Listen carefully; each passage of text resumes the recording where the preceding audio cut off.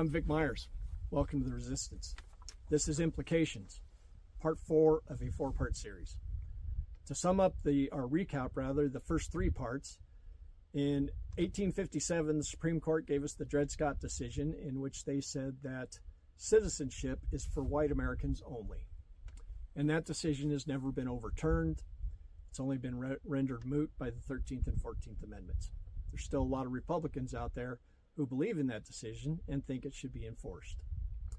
Donald Trump's call for an end to birthright citizenship, it's a red herring. It's not about immigration.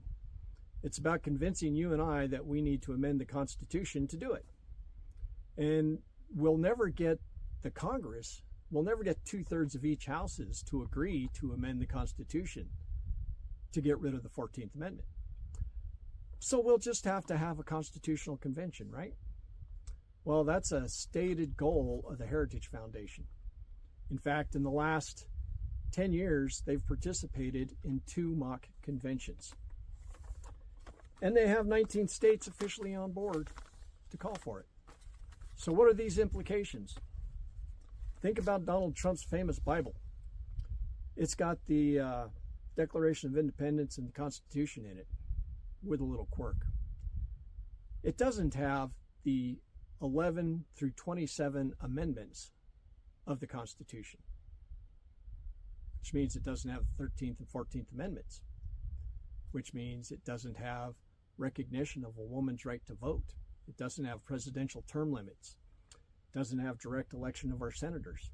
And it doesn't have several other things too. If they succeed in calling for a constitutional convention, the Republicans will severely outnumber the Democrats, and the Democrats won't be able to stop anything. The Christian nationalist agenda will be on the table, and they can get rid of any amendment, which means they can get rid of the Second Amendment too. Are you listening, Second Amendment folks? In the mock conventions that I told you they've already participated in, this is just some of the things that they've done in those conventions. They changed the Constitution so the Supreme Court will always have 9 and only 9 justices. They changed the tax law so that rich people won't have to pay any taxes. They did away with the federal government's ability to regulate commerce. There were no federal departments to regulate business, no federal means of protecting the environment, no guardrails on the safety of our food and our water and our medicines. They gave federal lands back to the states and opened the doors for mining and